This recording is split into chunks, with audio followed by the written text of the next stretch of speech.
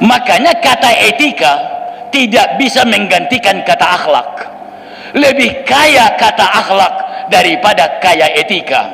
Kalau akhlak ke negara manapun bagi orang yang beragama Islam sama ajarannya. Ya, berjalan dengan tangan memberikan tangan ke kanan. Kalau pakai baju dimulai dari kanan, masang sandal, mau pakai sepatu, semuanya kanan kanan kanan kanan di negara manapun kalau dia Islam. Berbeda kalau dia tidak Islam. Berbeda daerahnya akan berbeda nanti etikanya. Berbeda. Maka akhlak sangat penting. Akhlak yang sebenarnya adalah akhlak yang bersumber dari Al-Quran dan hadis Nabi Sallallahu Alaihi Wasallam. Makanya Aisyah radhiyallahu anha pernah ditanya, ya Ummul Mukminin, ya Aisyah, wahai Aisyah, ma khuluqul Rasul, ma khuluqul Muhammad, apa akhlak Muhammad, apa akhlak Rasul? Dijawab oleh Aisyah radhiyallahu anha, wa khuluquhul Quran, wa khuluquhul Quran. Akhlak Nabi itu adalah Al-Quran. Artinya sesuai dengan nilai-nilai yang terkandung dalam Al-Quran. Itulah akhlak Nabi, dan itulah yang kita contoh. Maka akhlak itu tidak sama dengan etika.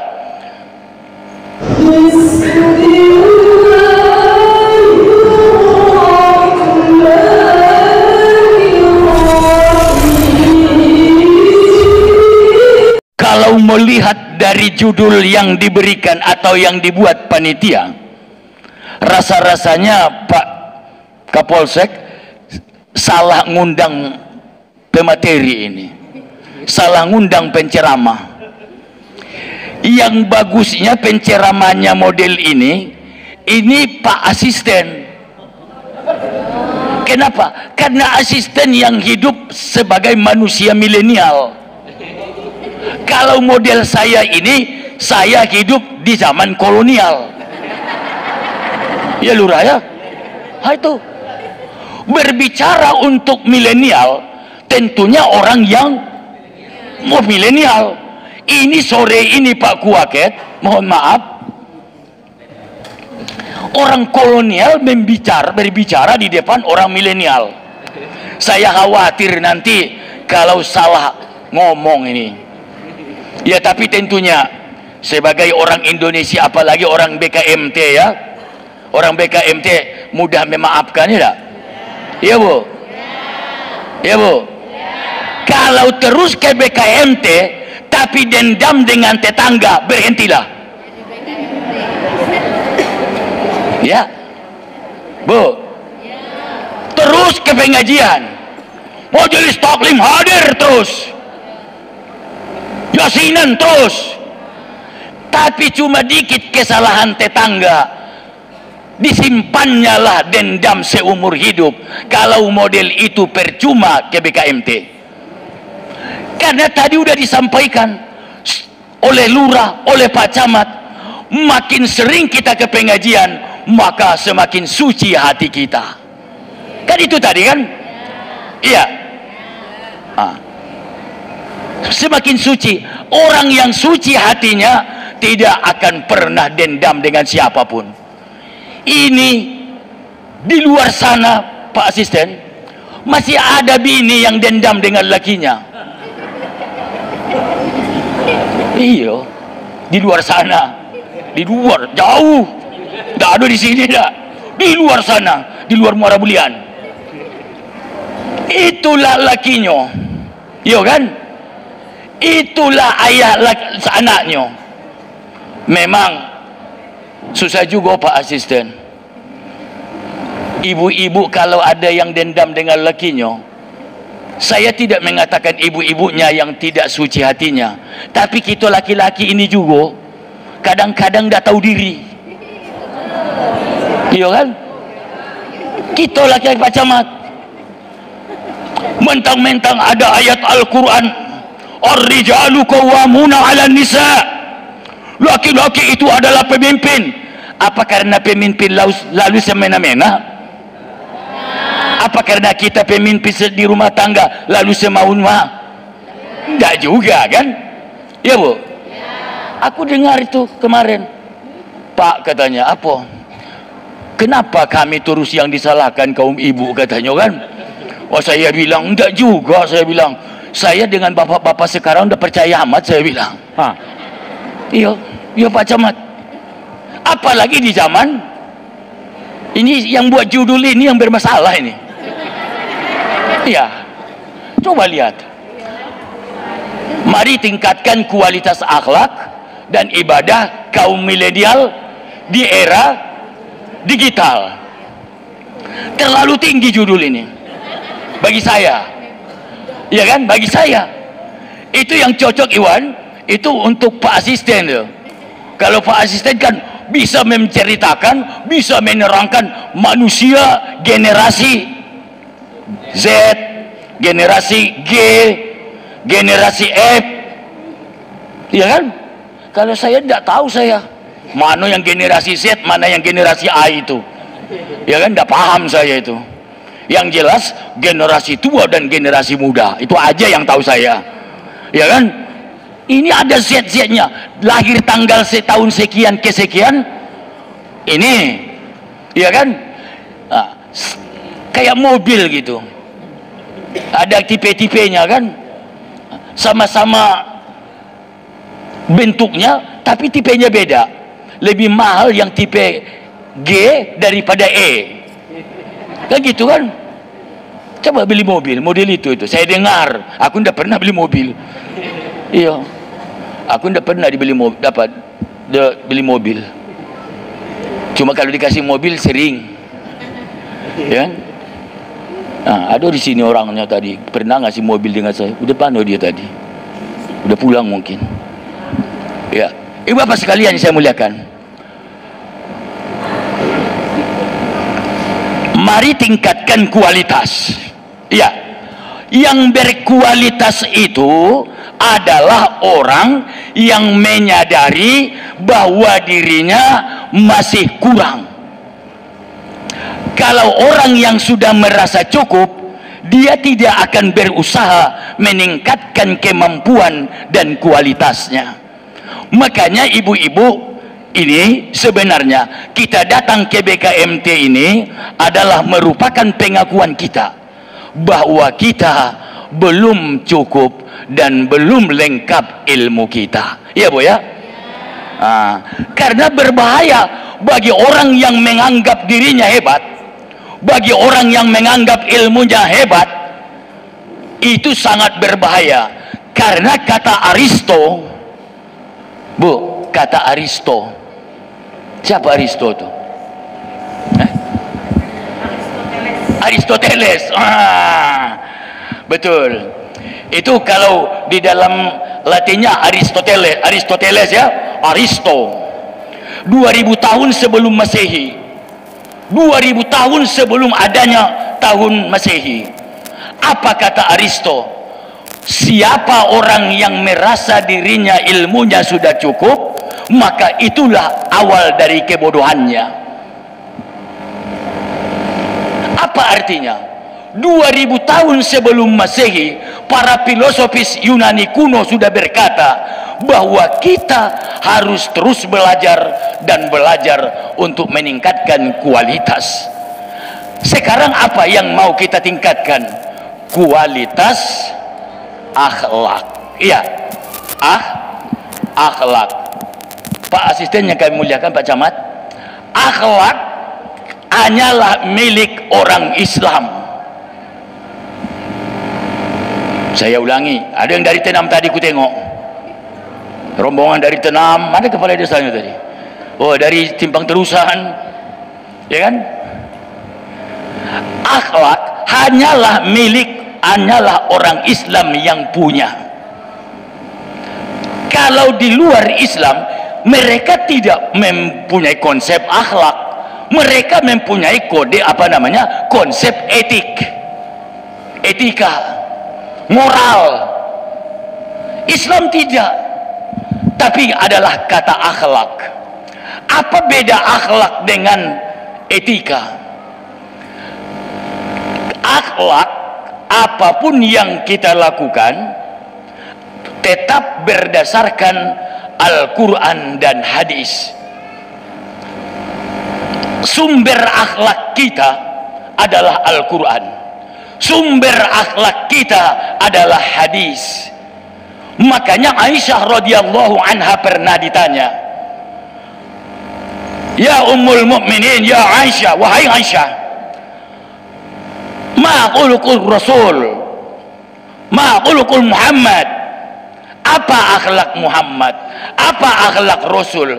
Dijawab oleh Aisyah radhiyallahu anha, wa khuluquhul Quran, wa khuluquhul Quran. Akhlak Nabi itu adalah Al-Quran. Artinya sesuai dengan nilai-nilai yang terkandung dalam Al-Quran. Itulah akhlak Nabi, dan itulah yang kita contoh. Maka akhlak itu tidak sama dengan etika. Siapa di sini? Pak Kiai dari Simpang Terusan pernah ke Belanda? Belum? Ke Nederland? Belum? Sama kita. Ya, Nederland. Siapa itu? Nederland. Di mana itu? Di kampungnya kolonial yang telah menghisap kekayaan negeriku ini. Di kampung orang Belanda sana. Di sana, karena mereka tidak banyak yang tidak Islam, maka mereka bukan memiliki akhlak, tapi mereka memiliki etika. Etika di suatu daerah belum tentu sesuai daerah lain. Ya, ya Bu. Jauh sejauh cocok di Simpang Terusan belum cocok, belum tentu cocok di Simpang Seridadi. Padahal tidak jauh amat itu. Iya kan? Karena dasarnya etika. Kalau ibu bapak pergi ke Nederland, ke Belanda, di sana itu Bu, kalau kita menyuguhkan sesuatu ke orang lain dengan tangan kanan, itu adalah penghinaan. Penghinaan. Umpama ibu mau ngasih minum kawannya, ibu Baina. Pamanyo, ibu ngasih minum ibu Baina, ibu kasih dengan tangan kanan. Itu kalau di Belanda itu dianggap penghinaan. Kenapa? Tangan kanan bagi mereka itu penghinaan. Berbeda di negeri kita yang kita cintai ini, iya kan? Kalau kita, iya kan, tangan kanan yang dimuliakan, maka apapun yang diberikan kepada orang atau minta tolong dengan orang, pasti kita menggunakan tangan. Coba lihat sana Mas, orang Jawa tuh, ya kan, sana Mas, tangan kanan. Kalau Belanda tidak, kiri, karena dia tidak berakhlak lah, tidak bermoral, berakhlak, makanya berani dia menjajah negeri ini, menghisap kekayaan orang lain. Saya ingin membedakan akhlak dengan etika, ya. Makanya kata etika tidak bisa menggantikan kata akhlak. Lebih kaya kata akhlak daripada kaya etika. Kalau akhlak ke negara manapun, bagi orang yang beragama Islam sama ajarannya. Ya, berjalan dengan tangan, memberikan tangan ke kanan. Kalau pakai baju dimulai dari kanan, masang sandal, mau pakai sepatu, semuanya kanan. Di negara manapun kalau dia Islam. Berbeda kalau dia tidak Islam. Berbeda daerahnya, akan berbeda nanti etikanya. Berbeda. Maka akhlak sangat penting. Akhlak yang sebenarnya adalah akhlak yang bersumber dari Al-Quran dan hadis Nabi Sallallahu Alaihi Wasallam. Ibu bapak sekalian, dan ibadah itu apa sih? Apa sih ibadah itu? Kan fikih itu kan ada 4 ya Mukti ya. Fikih ada terbagi kepada 4. Yang pertama fikih ibadat, yang kedua fikih muamalat, yang ketiga fikih munakahat, yang keempat fikih jinayat. Ibadah, apa sih ibadah itu? Tidak hanya sholat saja namanya ibadah. Ini karena waktu Pak Asisten saya potong-potong sajalah. Membuat lampu sen benar pun itu ibadah.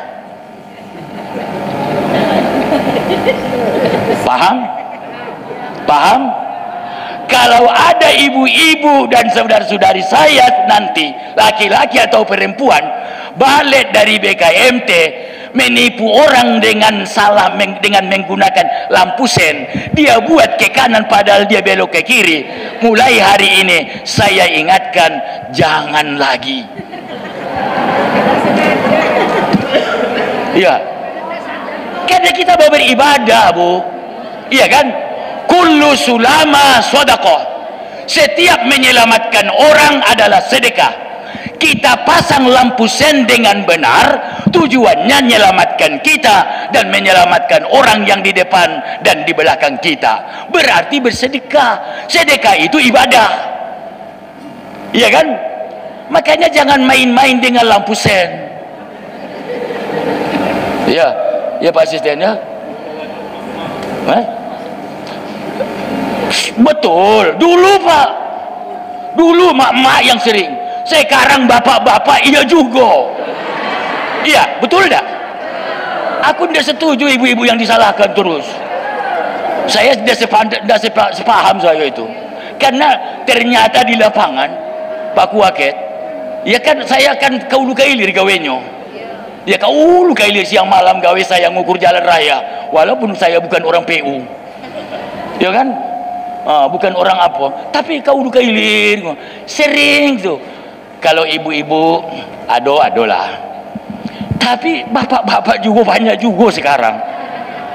Lampu sennya ke kanan, dia belok ke kiri. Aku bilang dengan kawan saya, diloloinya kita, saya bilang.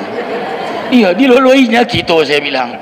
Dipikirnya aku ndak tahu, saya pikir kan. Apa dia melului namanya, dibuat ke kanan padahal dia ke kiri kan, mau nipu kita dia kan, mau nipu kita dia. Itu jangan. Kullu sulama sedekah. Setiap menyelamatkan orang adalah sedekah. Ibu bapak sekalian, teringat tadi apa Pak Asisten ya, mohon maaf Pak Camat sedikit, ini gara-gara apa deh, lampu ya. Kalau lampu di persimpangan warnanya berapa?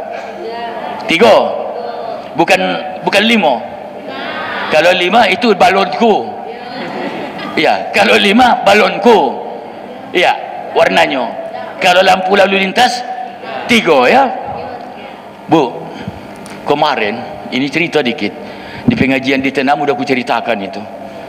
Bagi orang Tenam anggap aja ulangan atau ibarat remedial. Pengayaan dalam materi. Kemarin kan kita Pak Asisten kan bertemu dengan banyak ex narapidana kan, narapidana teroris, ex narapiter. Saya tanya dia, kenapa kamu membom kantor polisi dan membakar kantor polisi? Saya bilang, apa kata mereka, Bu?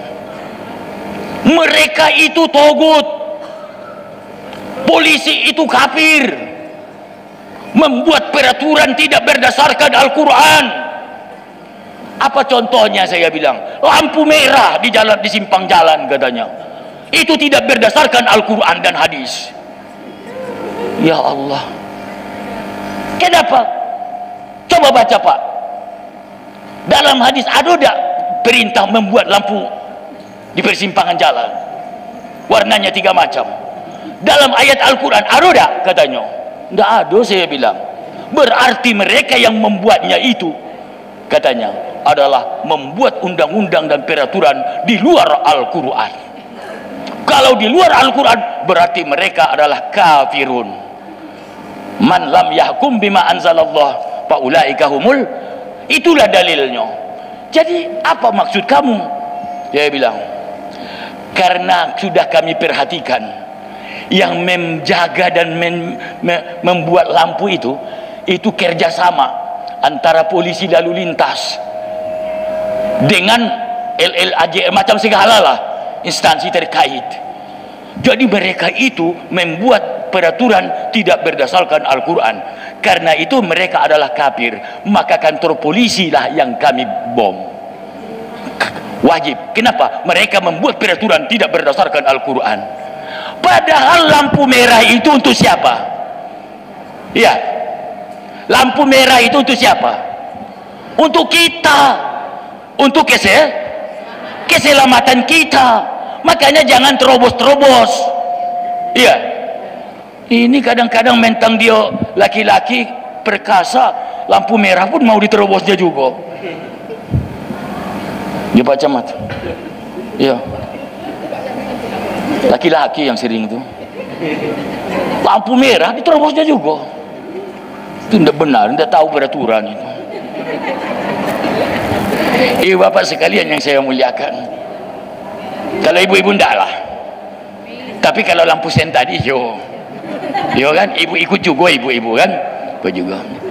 Jadi akhlak dan ibadah. Ibadah itu tidak mesti sholat, tidak mesti puasa, ya kan?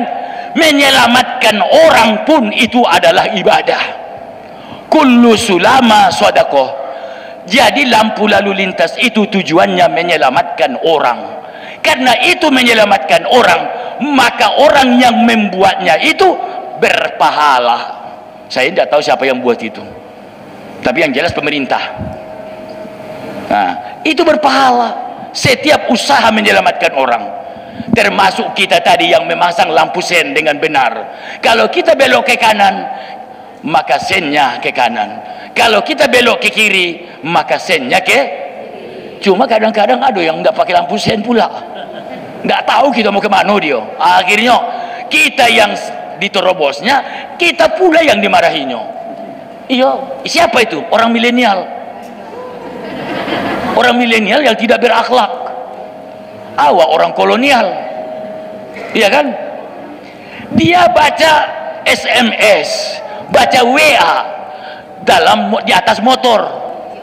Di atas motor, di tengah jalan. Baca WA, baca SMS. Akhirnya dia kan tidak fokus ke jalan. Orang yang dari depan mengklakson, ya kan? Mengklakson. Marah yang baca SMS tadi. Melotot matanya. Marah dia. Yang di marahinya itu orang kolonial. Orang kolonial itu kan tidak ada penakut itu. Iya kan, udah biasa dijajah. Iya kan, peluru biasa. Makanya kejadian saya di Seri Dadi, dia yang salah, aku pula yang di bahasa Jambinya mencarut dia, mau mencarut dia ke saya, padahal dia yang salah. Akhirnya aku putar mobilku, ku kejar sampai ke Pasar Baru. Ditinggalkan dia motornya, lari ke gang tuh. Main-main dengan kolonial. Iya. Iya kan? Bapak sekalian. Jadi akhlak dan ibadah kaum milenial ya di era digital. Berbicara tentang digital ini berbahaya lagi, Bu. Iya kan? Kejadian 20 tahun yang lalu yang kita buat, orang tidak akan melupakan itu. Iya kan? Karena jejak digital kita akan dibuka. Maka Isra dan Mi'raj sebenarnya sudah lebih dahulu menggunakan sistem digital. Ya, sistem aplikasi, bukan kita. Udah terlambat. Coba sistem administrasi, sistem transportasi yang cepat. Pak Danu, Pak Polisi, Pak Danu kan? Oh iya, saya ingat wajah untuk Danu kan. Iya, iya, ada bajunya juga. Iya, coba dari Mesir ke Mekah, iya kan? Itu kan kalau kita melalui terusan Suez, itu kan 2 hari 2 malam kita baru nyampe ke Mekah. Tapi dengan sistem transportasi yang canggih, sekarang kan cuma 2 jam. Iya, 2 jam. Jambi Jakarta berapa? Ke Soekarno-Hatta 1 jam, palinglah beda-beda 3 menit 4 menit ya. Padahal dulu sekolah dari Bulian ke Jambi seberang pakai rakit dari Malapari, pakai rakit sini ke kota ke Jambi sekolah, sehari semalam baru nyampe. Orang hamil sampai melahirkan di sungai, iya kan? Melahirkan di rakit itu. Tukang rakit itu jantan, akhirnya apa? Dipanaskannya dari tungku itu, dipanaskannya batu dikit, dibungkusnya dengan jarit kain, taruhnya di punggung orang yang melahirkan di atas ketek itu. Macam itu dulu. Sekarang kita ke kota berapa jam? Kalau milenial yang jadi supir cuma 45-50 menit, iya kan? Tapi kalau kolonial masih 75 menit. Nah, kalau kolonial yang nyopir 75 menit, tapi kalau milenial 45-55 menit. Itu sekarang. Apa yang ingin saya ceritakan? Isra Mi'raj yang dulu tidak masuk akal manusia di zaman itu, iya kan? Sehingga banyak yang murtad pada pagi harinya. Karena Nabi SAW mengumpul penduduk negeri pada saat itu, ingin menceritakan bahwa Nabi Isra dan Mi'raj di malam itu berangkat dari Masjidil Haram ke Masjidil Aqsa, dari Masjidil Aqsa sampai ke Sidratul Muntaha, sampai ke Rob-Rob Al-Akhdar. Ya, makanya ayat tadi saya baca, walaqad ra'ahu nazlatan ukhra inda Sidratil Muntaha indaha jannatul ma'wa. Itu ayat yang menceritakan tentang mi'rajnya Nabi sallallahu alaihi wasallam. Kalau subhanallazi asra itu ayat Isra-nya itu cuma menjelaskan Isra yang berkaitan dan jadi dalil bahwa Nabi itu Isra. Dalil mi'rajnya bukan itu. Tapi walaqad ra'ahu nazlatan ukhra inda sidratil muntaha indaha jannatul ma'wa. Ibu bapak sekalian, setelah masyarakat berkumpul pada saat itu, banyak yang tidak percaya bahwa Nabi berjalan dari Masjidil Haram ke Masjidil Aqsa terus ke Rob-Rob Al-Akhdar dalam 1 malam. Tidak masuk akal. Banyak yang murtad. Maka Isra dan Mi'raj bagi kita sebenarnya adalah ujian. Kenapa? Karena menurut kita, kalau dilogikakan kadang-kadang kurang logis. Karena logika kita tidak mampu mencernanya. Bukan agama itu yang tidak masuk akal, tapi akal kita yang belum mampu untuk mencernanya. Itu sebenarnya. Al-Islamu ma'qul. Islam itu masuk akal, logis. Jadi kalau ada ibadah kita yang sampai ini belum bisa kita ceritakan, itu bukan berarti tidak masuk akal, tapi akal kita yang belum mampu. Maka dengan zaman digital ini dan zaman sekarang ini memperkuat bukti bahwa Isra Mi'raj itu adalah benar. Tidak mungkin lagi. Yang terakhir yang ingin saya sampaikan, Bu. Ya, Bu. Bu. Yo, udah tidur belum? Enggak. Tadi saya sampaikan jangan percaya amat dengan suami sekarang dengan laki-laki sekarang, walaupun dia dai. Iya, walaupun dai, jangan percaya amat. Dai pun kalau nengok orang cantik berputar juga lehernya itu. Pahamlah saya itu. Iya Pak Asisten kan, termasuk itu Pak Asisten. Iya kan, lewat barang itu cantik, indah, tengok juga, berputar juga tuh. Walaupun kita cantik, walaupun gagah, pada akhirnya lorong al-karomah juga kesudahanmu. Iya Bu, Bu.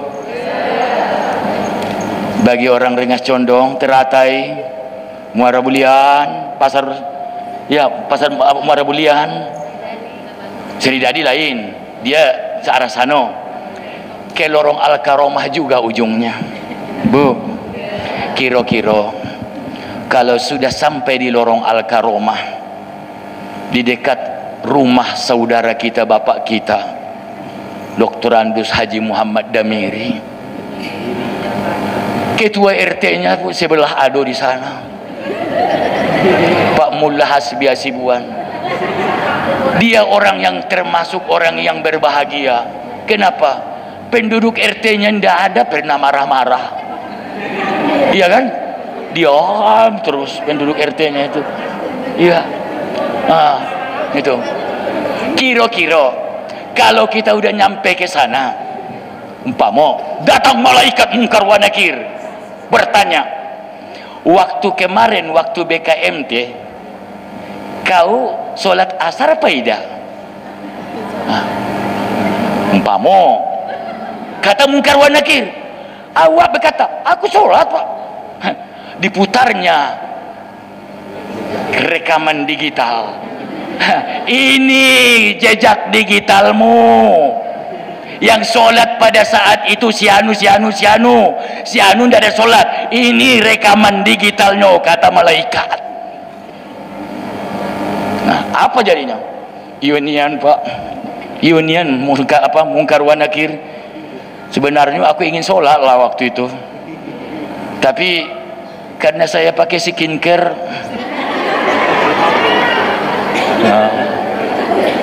apa skincare itu? Aku ngomongnya aku itu.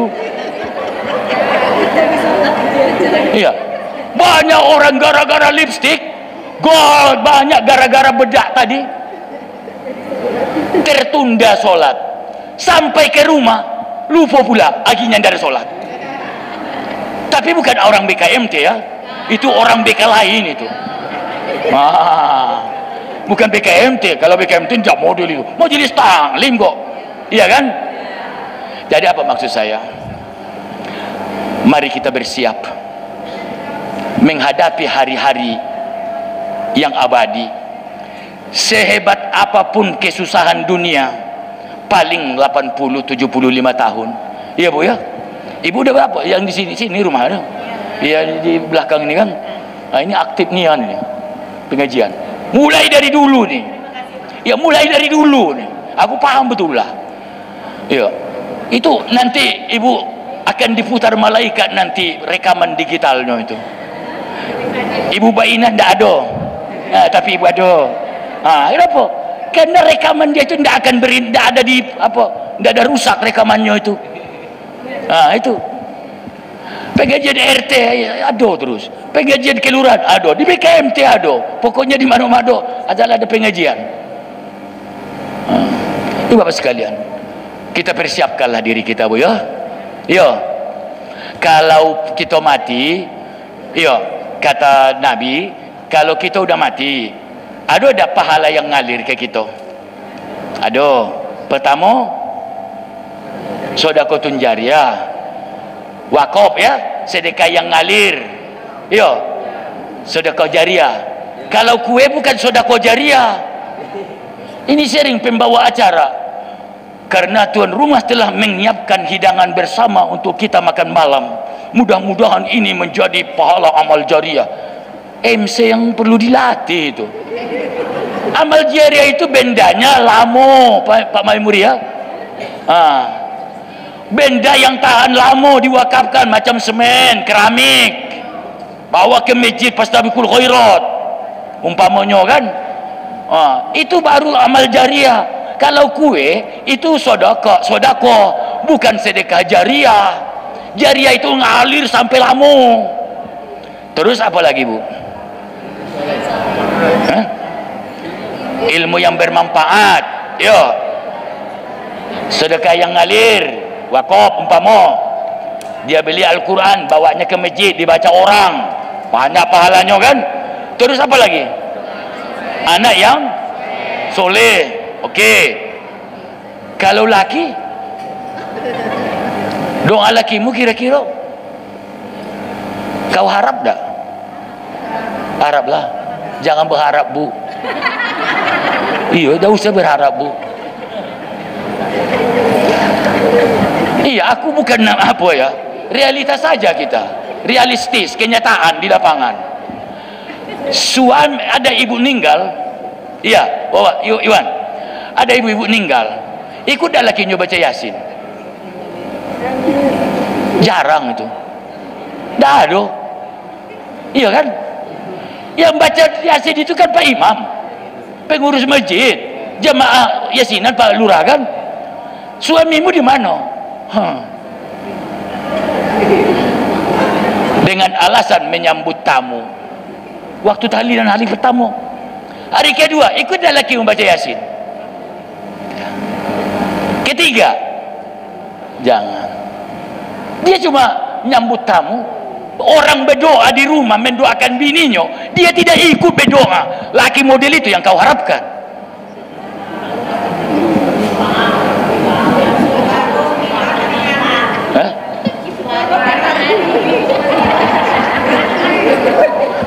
Iya kan?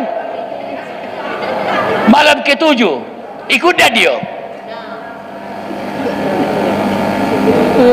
Kalau di tempat lain, malam ke-7 lakinya bininya meninggal, lakinya sudah mulai main TikTok. Iya kan? Mulai dari TikTok, Facebook diturunkannya ke mana? Mana, Wan? Di TikTok itu. Dari Facebook turun ke WA. Iya. Iya. Iya. Itu kata Pak Asisten itu. Asisten bilang kemarin dengan saya, dari mana datangnya cinta? Dari Facebook turun ke WA. Dari mana datangnya kecewa? Pas ketemu wajahnya beda. Itu, iya kan? Kada sedikit tadi. Iya.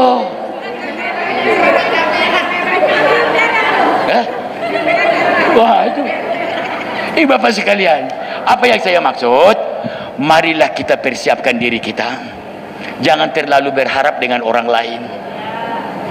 Mungkin kalau dapat suaminya yang baik, mungkin dia selamanya berdoa. Tapi saya sering menerima impak, sedekah di Basnas. Jarang orang yang mengatakan, Pak Perlindungan, terimalah impakku dan almarhumah istriku. Aduh, impak diolah. Padahal saya tahu dia bisa beri impak itu karena ada kebunnya. Kebunnya itu bininya yang meninggal itu yang punya. Bininya yang punya. Pas beri impak diolah. Apa salahnya? Pak Perlindungan, tolong terima impak saya dan almarhumah istri saya. Apa salahnya? Tapi jarang laki yang model itu. Laki-laki itu pelupa, Bu. Pelupa. Oleh karena itu perlu diingatkan. Ya, Bu ya. Jadi persiapkan dirimu untuk akhiratmu. Itu yang saya maksud. Jangan terlalu berharap dengan siapa. Anak yang soleh memang betul. Iya kan? Tapi walaupun bagaimana anak yang soleh, apalagi yang hidup di zaman milenial, lebih patuh dia dengan HP-nya daripada maknya. Betul tak? Model itu yang anak yang soleh. Maknya memanggil, Pik, bikin dulu kopi ayahmu.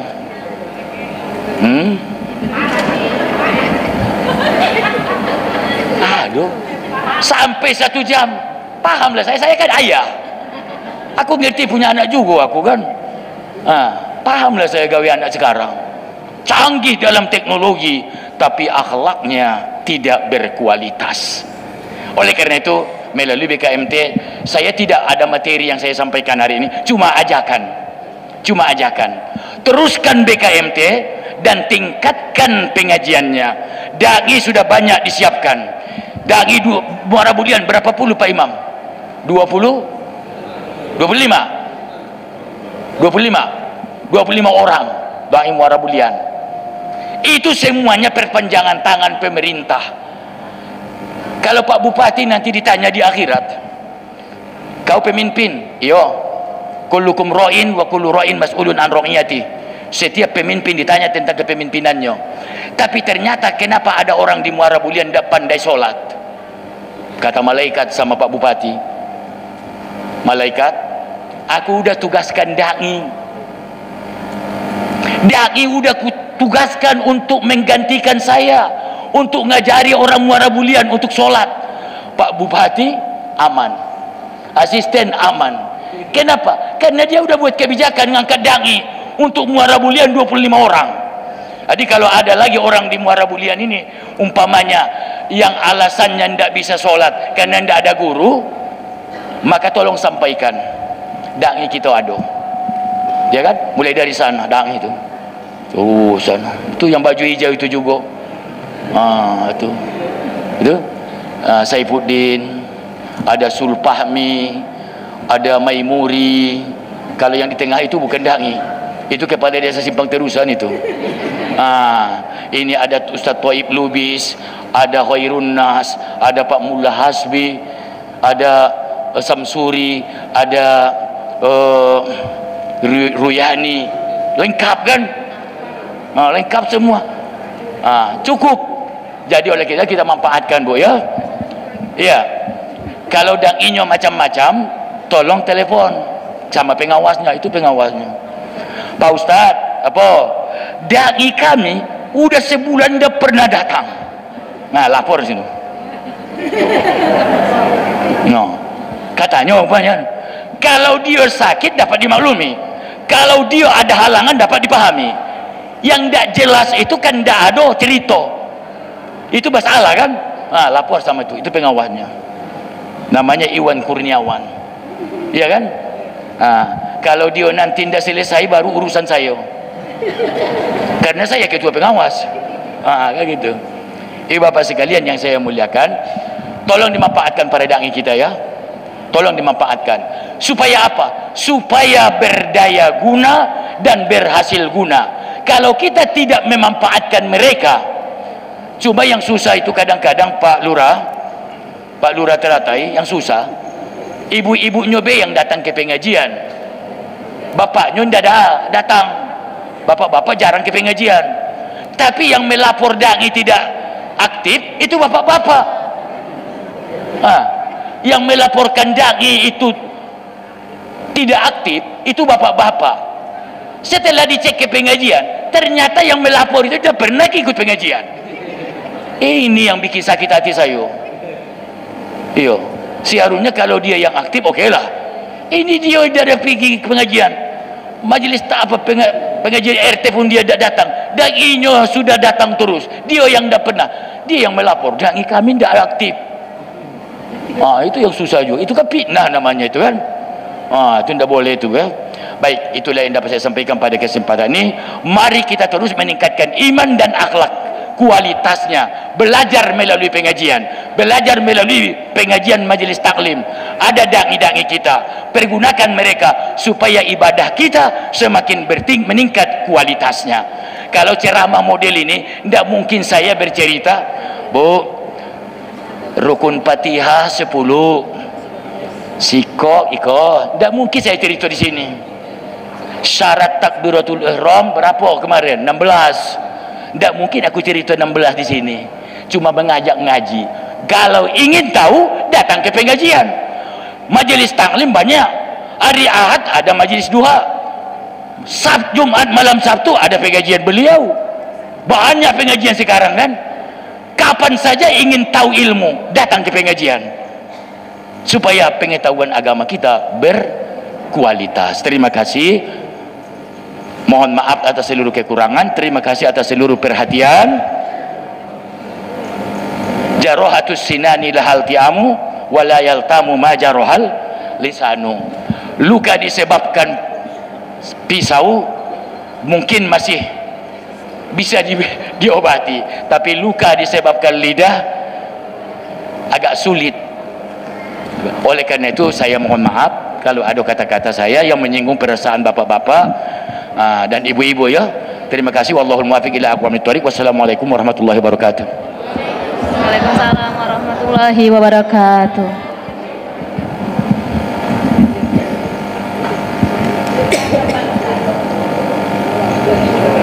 Sore Bu, udah jam 5 lewat.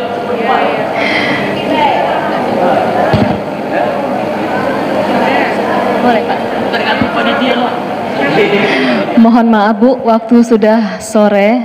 Kita masih ada acara berikutnya. Selanjutnya pembacaan doa oleh Pak Dai Muhammad Ali Umar Pulungan SPD. Dipersilahkan.